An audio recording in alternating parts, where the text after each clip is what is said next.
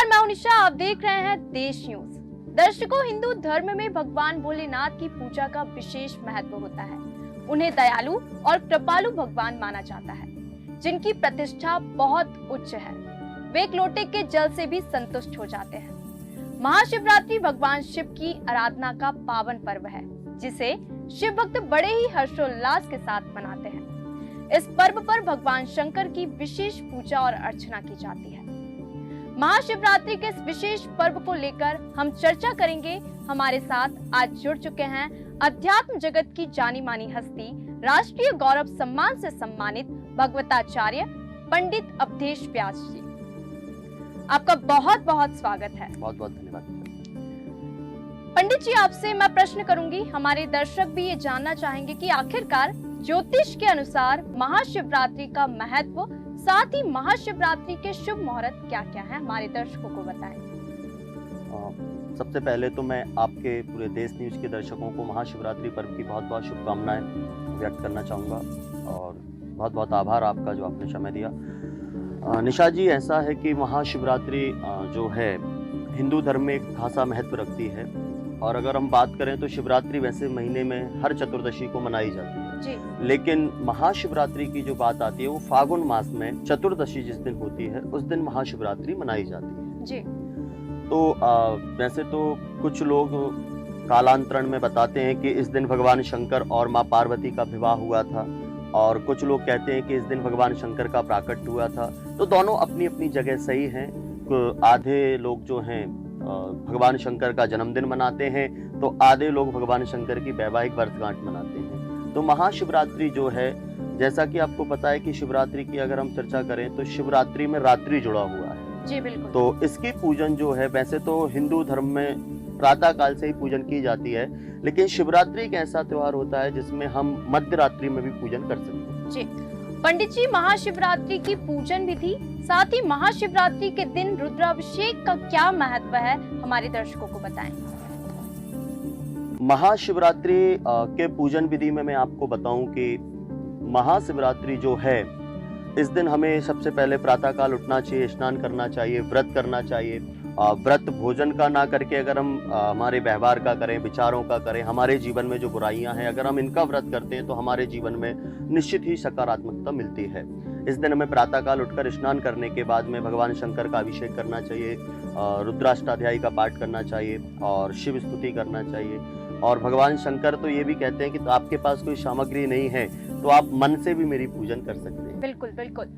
पंडित जी, शिव जी के परिवार से हमें क्या शिक्षा लेनी चाहिए, हमारे दर्शकों को बताएं। जैसा कि आज हम देखते हैं हमारे परिवारों में सब कुछ होने के बाद भी शांति नहीं है, संतुष्टि नहीं है। हम कहीं ना कहीं एक दूसरे के प्रति राग, द्वेष, ईर्ष्या, छल कपट, षड्यंत्र रचते रहते हैं, एक दूसरे को नीचा दिखाना, ऊपर उठाना, ये सब करते रहते हैं। वहीं अगर हम भगवान शंकर के परिवार को देखें तो भगवान शंकर के परिवार में जितने भी परिवार के सदस्य हैं, उनके जितने भी वाहन हैं, वो सभी एक दूसरे के विरोधी हैं।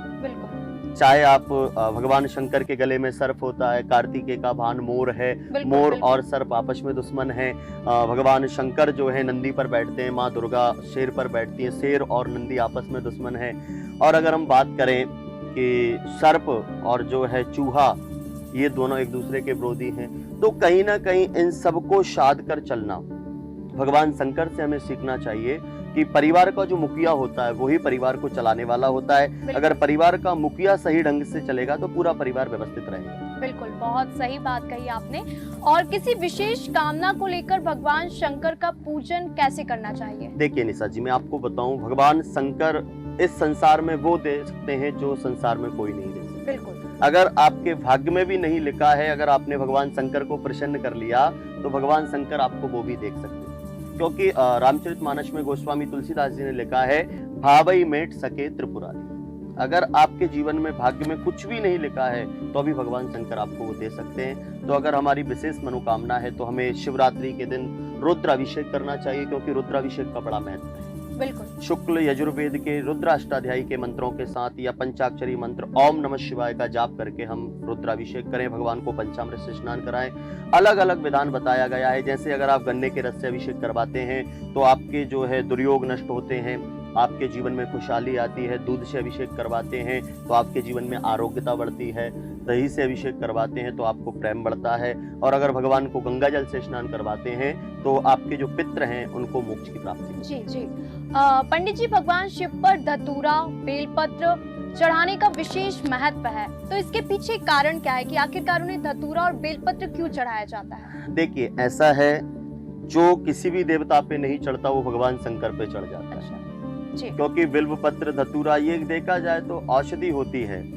औषधि के साथ साथ अगर हम बात करें तो इन किसी भी देवता के ऊपर आप धतूरा चढ़ते हुए नहीं देखेंगे, बिलपत्र नहीं चढ़ते हुए देखेंगे। बिल्कुल। अगर मैं बिलपत्र की बात करूं तो बिलपत्र जो है भगवान शंकर के 3 नेत्रों का प्रतीक है। जी। और अगर हम धतूरे की बात करें तो ये उस समय की बात है, ये हमारी उस समय की बात है कि जब हम देखेंगे कि भगवान शंकर का जब समुद्र मंथन हुआ तो भगवान शंकर ने सबसे पहला जो रत्न निकला, हलाहल नाम का विष निकला, उसको भगवान शंकर ने पिया। लेकिन जब भगवान शंकर ने जहर को पिया तो भगवान शंकर के शरीर में गर्मी बढ़ी। तो उसी समय अश्विनी कुमार आए, उन्होंने औषधि की और भगवान को धतूरा बिलपत्र इन सब से उनकी अग्नि को शांत किया। तब से भगवान शंकर इतने प्रसन्न हुए कि जो भगवान शंकर के ऊपर धतूरा बिलपत्र चढ़ा देता है, भगवान शंकर उसको सब कुछ दे देते हैं। जी। पंडित जी, शिव शंकर रुद्र अलग अलग क्यों हैं? देखिए, शिव शंकर रुद्र एक ही है, बस जी। इनके रूप अलग अलग है। जी। जो सृष्टि थी तब भी है, सृष्टि नहीं थी तब भी रहेगा, और आगे भी जब तक प्रलय नहीं आती, प्रलय के बाद भी अगर कुछ है तो वो केवल शिव रहेगा। जी। शिव यानी जिसका कभी अंत नहीं होता वही शिव है। और अगर हम बात करें शिव के साथ रुद्र, तो भगवान के जो 11 अवतार बताए गए हैं, जिसमें एक हनुमान जी महाराज भी आते हैं, तो जी, उनको जी। रुद्र कहा जाता है। जी। और शंकर जो है भगवान की तपो मूर्ति है, भगवान समाधि में बैठते हैं, तपस्या में बैठते हैं, तो उसको हम शंकर कहते हैं। पंडित जी, 12 ज्योतिर्लिंगों का बहुत महत्व है, तो उसके पीछे का कारण क्या है? क्यों इतनी महत्ता दी जाती है? देखिए, हम वहीं पर आते हैं जहां से हमने बात को शुरू किया कि ये 12 ज्योतिर्लिंग क्या हैं कि भगवान शंकर ने ही महाशिवरात्रि की मध्य रात्रि में अपने ही 12 रूपों में विभाजित हुए, जो कि हमारे पूरे देश भर में 12 ज्योतिर्लिंग के रूप में पूजे जाते हैं। और कहा जाता है कि अगर आप 12 ज्योतिर्लिंग का जीवन में एक बार एक एक ज्योतिर्लिंग का भी दर्शन कर लेते हैं, अगर हम हमारे जीवन काल में 12 ज्योतिर्लिंग के दर्शन करके और अंत में रामेश्वरम में जाकर जल चढ़ाते हैं, तो हमारा कभी भी दोबारा इस धरती पर जन्म नहीं होता, यानी हम मोक्ष को प्राप्त होते हैं। जी। पंडित जी, भगवान शंकर के चरित्र से हम सभी भक्तों को क्या सीख लेनी चाहिए? भगवान शंकर के चरित्र से हमें वही सीख लेनी चाहिए कि आपका अपमान हो, सम्मान हो, आप प्रसन्न हो, दुखी हो, जो सब भावों में समान रूप से रहे, जिसको ना अपमान का भय हो, ना सम्मान की चिंता हो, ना जिसको कोई फिक्र हो, ना कभी कोई मतलब किसी भी प्रकार की जो ईर्ष्या ना हो।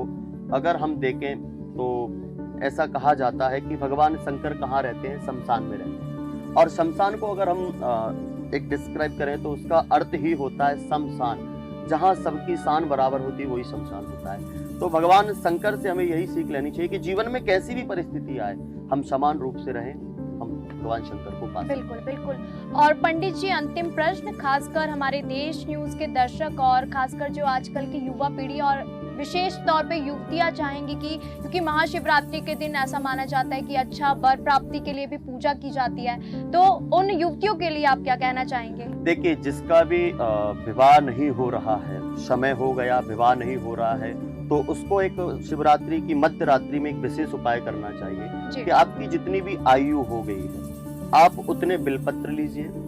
हर बिलपत्र पे अष्टगंध हो, सफेद चंदन हो, उससे राम राम लिख करके, और हमें जो है जितनी हमारी आयु हो गई है उतने ही बिलपत्रों पर अष्टगंध या सफेद चंदन से राम राम लिखकर मध्य रात्रि में भगवान शंकर और माँ पार्वती का ध्यान करते हुए विशेष रूप से यही कामना करें कि मुझे वर की प्राप्ति हो या पत्नी की प्राप्ति हो। अगर हम ऐसा उपाय करते हैं, ओम नमः शिवाय मंत्र का जाप करके अगर हम उनको अर्पण करते हैं, तो निश्चित है कि भगवान शिव की कृपा से हमें हमारे जीवन में शिव जैसा वर प्राप्त हो सकता है। महाशिवरात्रि तो शिव जी का पर्व होता ही है, सभी भक्त बहुत अच्छे तरीके से उनकी पूजा अर्चना करते हैं और आपने अभी विधि विधान भी बताया कि कैसे शिव जी को प्रसन्न किया जाए। एक अंतिम प्रश्न ये है कि महाशिवरात्रि के अलावा भी हम शिव जी की कैसे उपासना करें? देखिए, भगवान शंकर की उपासना में अगर आपको उपासना करनी है तो कोई भी विशेष तामझाम की जरूरत नहीं है, कुछ भी करने की जरूरत नहीं है। आप मानसिक पूजन भी भगवान शंकर की कर सकते हैं। मन में ओम नमः शिवाय का जप करें और जितना हो सके भगवान शंकर के साथ अपने मन को लगा कर रखें, तो भी भगवान शंकर बड़े प्रसन्न होते हैं। और भगवान शंकर को प्रसन्न करने का सबसे बढ़िया उपाय एक और बताया गया है कि भगवान शंकर अपने इष्ट राम को मानते हैं। तो जो मनुष्य अपने जीवन में प्रतिदिन रामचरितमानस का पाठ करता है, भगवान शंकर उसके ऊपर अपनी पूरी कृपा बरसाते हैं। पंडित जी, महामृत्युंजय मंत्र का बहुत महत्व है और महामृत्युंजय मंत्र क्यों पढ़ा जाता है, इसके पीछे क्या महत्ता है, हमारे दर्शकों को बताएं। देखिए निशा जी, महामृत्युंजय मंत्र जो है वो भगवान शंकर को बड़ा ही प्रिय है, क्योंकि महामृत्युंजय मंत्र के विषय में अगर हम चर्चा करें तो महामृत्युंजय मंत्र से ऐसा वेदों में भी कहा गया है, शिव महापुराण में भी बताया गया है कि जो मनुष्य अपने जीवन में महामृत्युंजय मंत्र का जप करता है, उसके जीवन काल में उसकी कभी भी अकाल मृत्यु नहीं होती। क्योंकि महामृत्युंजय मंत्र है ओम त्र्यंबकम यजामहे सुगंधिम पुष्टिवर्धनम उर्वारुकमेव बंधनात् मृत्युर्मुक्षी मामृतात्। अगर हम इसका वर्णन हिंदी में सुने तो इसका यही भाग है कि जैसे एक खीरा जो होता है, एक लौकी जो होती है, अपने बेल से टूटकर गिर जाती है, उसका कोई अस्तित्व नहीं होता, उसी तरह जीवन में मनुष्य का भी कोई अस्तित्व नहीं होता। लेकिन हमें संभालने वाले अगर कोई होते हैं तो वो भगवान शंकर होते हैं। तो इस मंत्र में यही उपासना की जाती है कि हम इस संसार सागर में गिरे हुए हैं, अगर हमें कोई बचा सकता है, हमारी कोई रक्षा कर सकता है, तो हे भगवान शंकर वो केवल आप हैं। जी पंडित जी, जैसे नवरात्रि आती है तो नवरात्रि में वस्त्रों का, अलग अलग रंगों के वस्त्रों का पहनने का विशेष महत्व, तो ऐसा कुछ महाशिवरात्रि पर्व को लेकर है? महाशिवरात्रि पर्व पर अगर हम चर्चा करें तो भगवान शंकर को सबसे प्रिय अगर कोई रंग है तो वो पीला रंग है। और अगर आप पीला रंग पहनेंगे तो भगवान शंकर बड़े प्रसन्न होंगे। क्यों? क्योंकि जब हम ये शिवरात्रि मना रहे होते हैं उस समय एक और विशेष त्योहार आता है जिसको हम कहते हैं बसंतोत्सव। जी बिल्कुल। बसंतोत्सव में हम जो है शिवरात्रि मनाते हैं। तो इस समय आप देखिएगा जब सरसों की फसल आती है, पीले पीले फूल होते हैं, वृक्षों में फूल होते हैं, पलाश के पुष्प आ जाते हैं। तो अगर हम भगवान शंकर को शीघ्र अतिशीघ्र प्रसन्न करना चाहते हैं तो भगवान शंकर की उपासना जो है महाशिवरात्रि की रात्रि में हम पीले वस्त्र पहनकर करें तो भगवान शंकर बड़े प्रसन्न होते हैं। तो पंडित जी, महाशिवरात्रि की हम चर्चा कर रहे हैं, हमारे दर्शकों को हम बता रहे हैं कि महाशिवरात्रि को कैसे आप विशेष बनाएं, और आपने अभी चर्चा के बीच रामचरितमानस का वर्णन किया, तो आपने महाशिवरात्रि को रामचरितमानस से कैसे जोड़ा? देखिए निशा जी, रामचरितमानस जो है हमारे जीवन की आदर्श आचार संहिता है जी। क्योंकि रामचरितमानस हमारे हिंदू धर्म में जितने भी पुराण हैं वो सीख देते हैं कि भगवान ने जीवन में क्या कहा उसको मानिए। लेकिन रामचरितमानस एक ऐसा ग्रंथ है जो भगवान ने किया वो हमें करने के लिए प्रेरित करता है। बिल्कुल। जैसे भगवान ने रामचरितमानस में बताया है कि एक पिता का क्या धर्म होता है, एक पुत्र का क्या धर्म होता है, एक पत्नी का क्या धर्म होता है, एक बहन का क्या धर्म होता है, एक राजा का क्या धर्म होता है।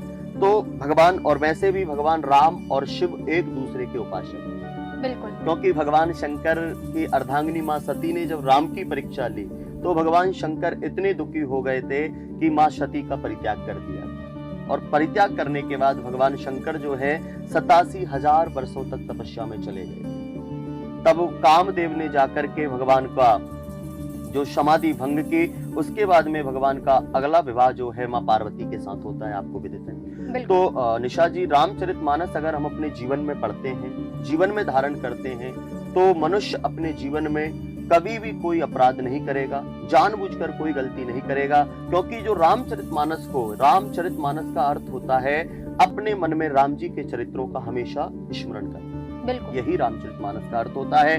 और भगवान शंकर को अगर आप प्रसन्न करना है तो अगर आप रामचरितमानस की रोज 5 चौपाई, 5 दोहे, 5 पेज भी पढ़ते हैं तो आपको और कुछ करने की आवश्यकता नहीं है, भगवान शंकर वैसे ही प्रसन्न हो जाते हैं। तो दर्शकों, आज हमने महाशिवरात्रि विशेष पर पंडित अवधेश जी से जाना कि कैसे महाशिवरात्रि को भगवान शिव को प्रसन्न करें। तो आज के कार्यक्रम में फिलहाल इतना ही। देखते रहिए देश न्यूज। नमस्कार।